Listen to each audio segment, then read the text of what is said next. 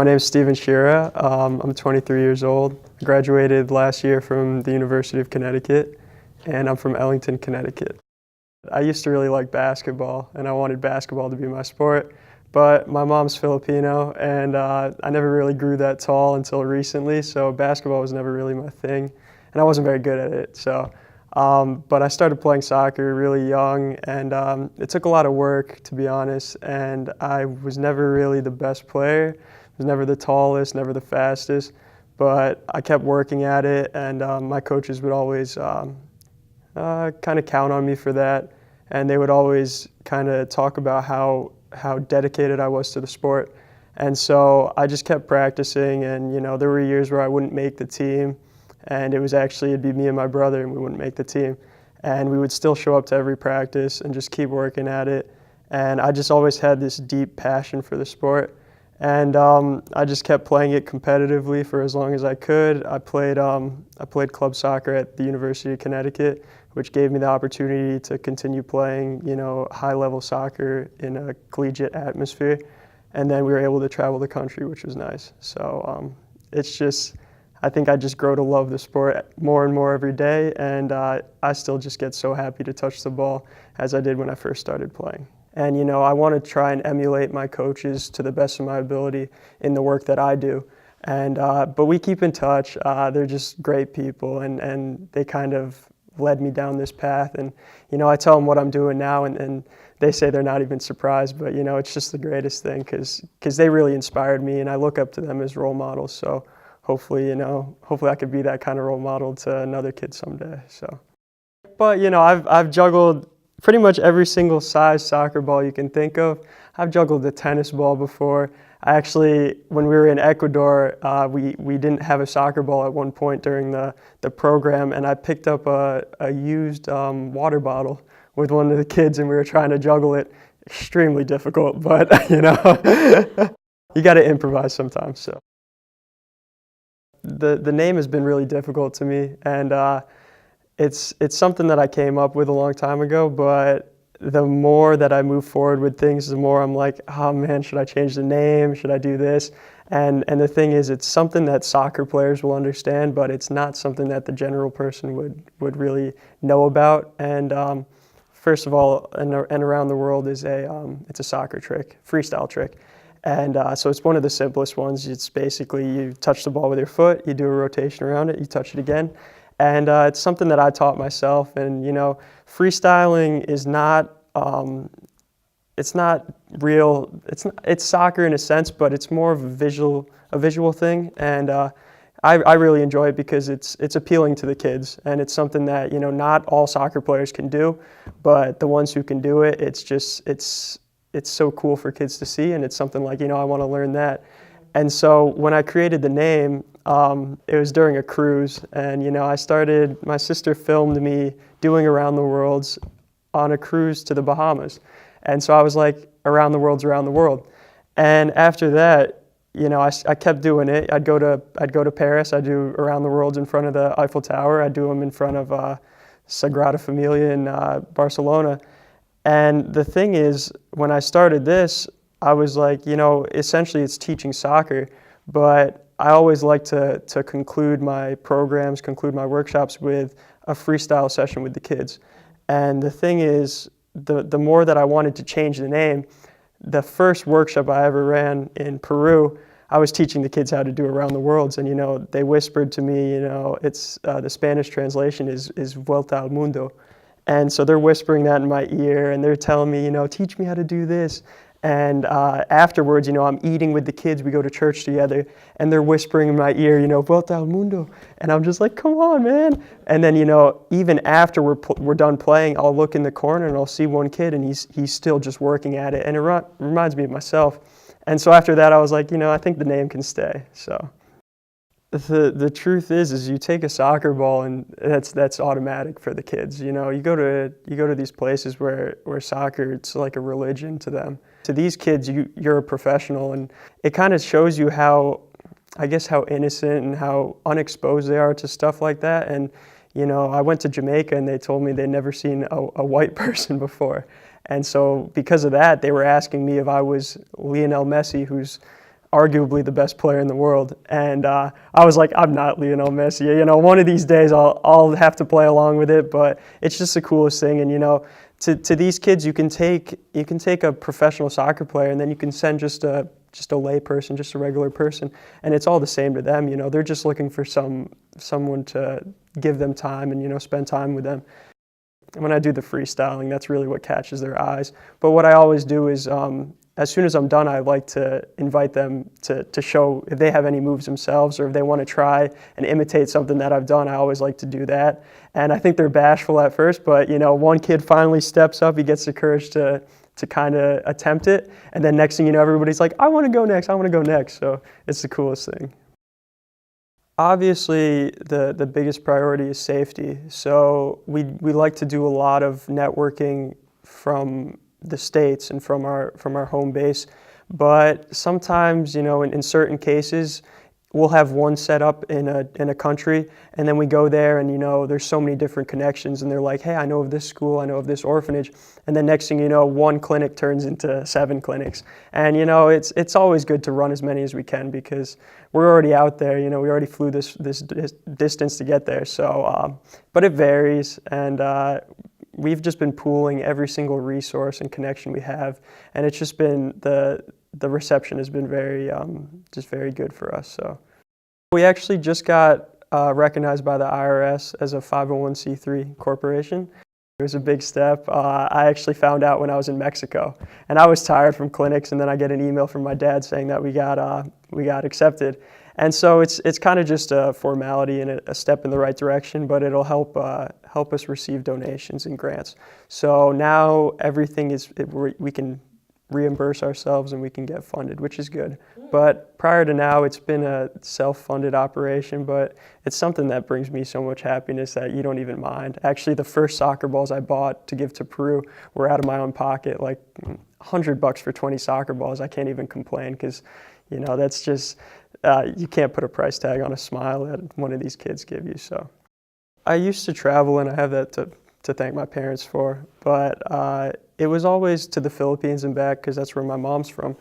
And I always wanted to travel after graduation. I think that was the plan, and I've just been fortunate too, because not a lot of people have that. You know, they struggle with debt and they struggle with other responsibilities.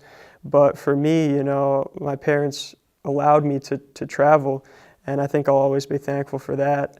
And that's what happened is it was innocent at first. It was, you know, different countries, places that I wanted to see, and everybody's like, you know, someday I want to stop what I'm doing and travel the world. And I got a taste of that. I fell in love with it. But after a while, it was just kind of misguided. And it wasn't even a bad thing, but it was like, you know, I can go anywhere in the world, but there's something so much bigger than that. And here I was traveling with one soccer ball, and I was like, I can travel with a duffel bag, a suitcase full of soccer balls, and I just found it was a way to connect with other people. And it's just such an immense platform to give back, and it's the simplest thing. And that's why, you know, I started doing what I was doing, because I just wanted to, I didn't want to go to, like, you know, the places that everybody thinks of, like Spain. I want to go to Italy, all these other countries, those kind of wow destinations. And I was like, I don't want to go to those anymore. I was like, I had my fun with that. I want to go to those places like Honduras. I want to go to those places like El Salvador, the places that a lot of people are afraid to go to. And I want to go to those places and affect change and, you know, make a difference and do something good.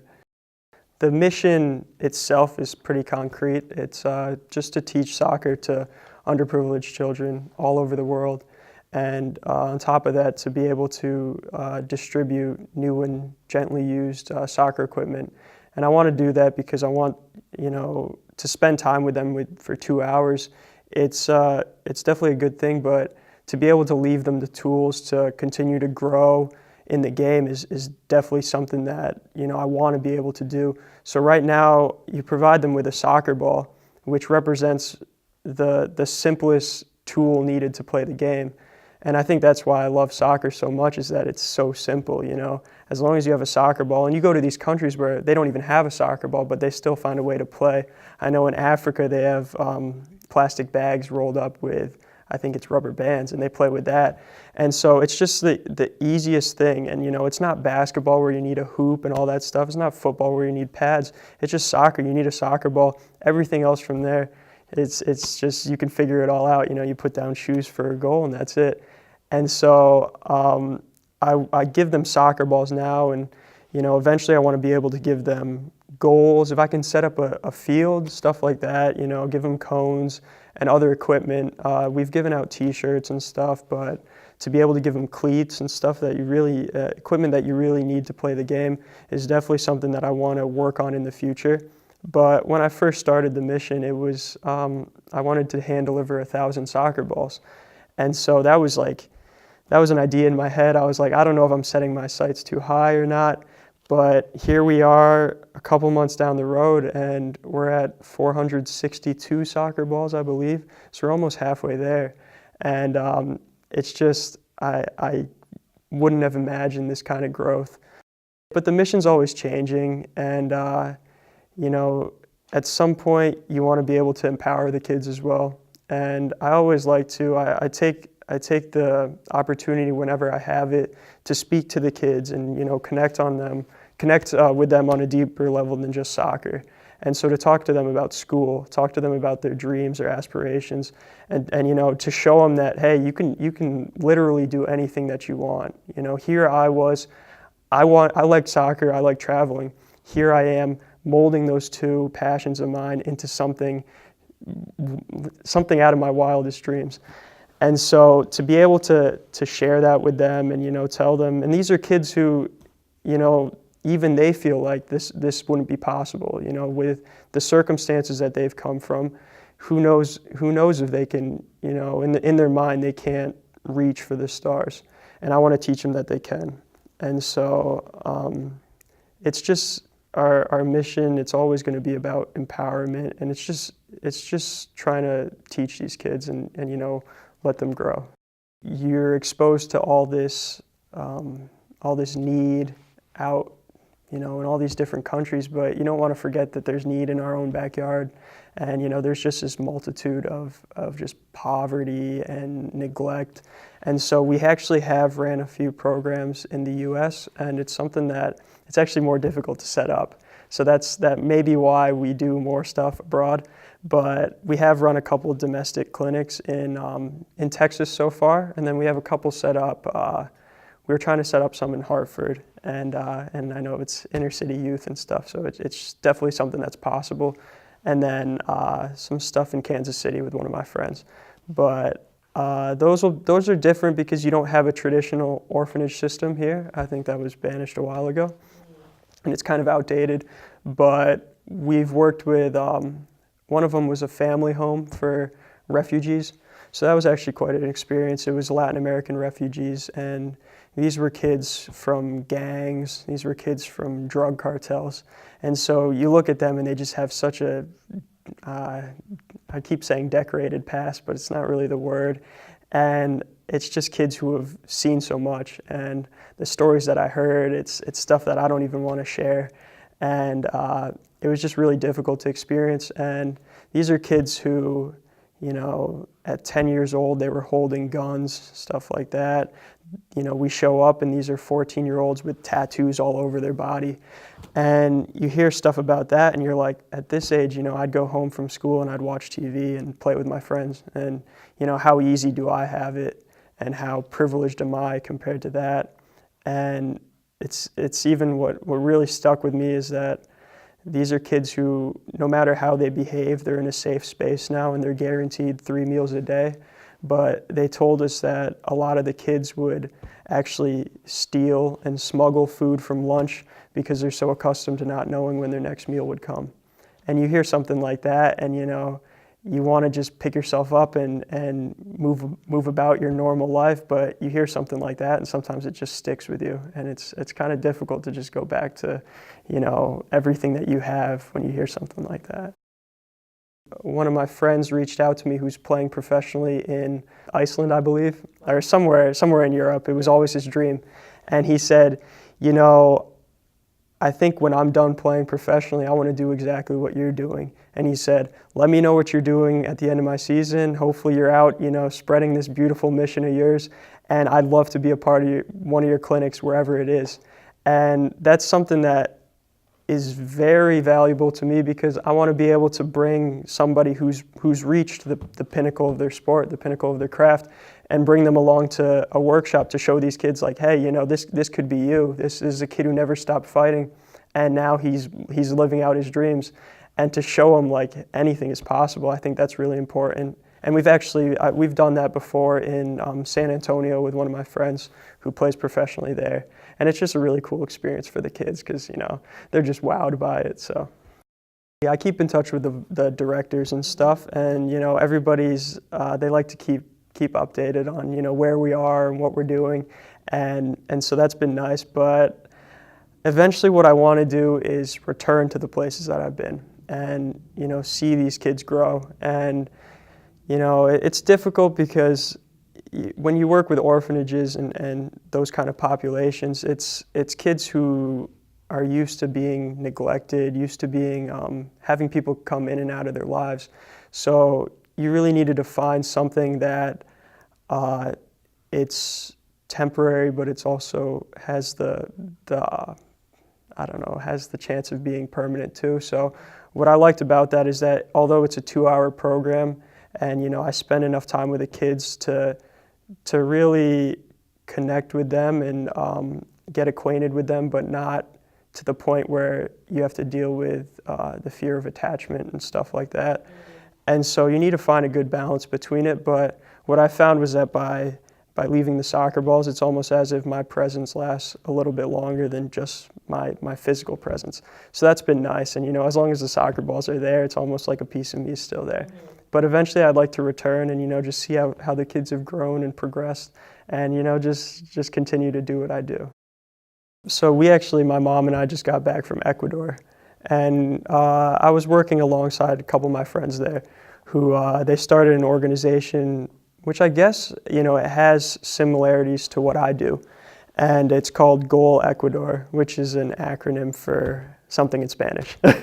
And what happened is Ecuador just got hit with a massive earthquake, 7.8 magnitude. And, they're still trying to rebuild. They don't really have the economy to deal with a disaster like that. And so what we did is my friends down there were collecting donations, collecting supplies. And I reached out to my friend there and I told him what I do, and I told him how I teach soccer to kids from circumstances. And what we do is so broad that we can affect kids from, every single walk of life that you imagine. And so to work with kids from a tragedy like that, so recent, I think it was something that we really had to do, and something that was really important, not just for them, but for us too.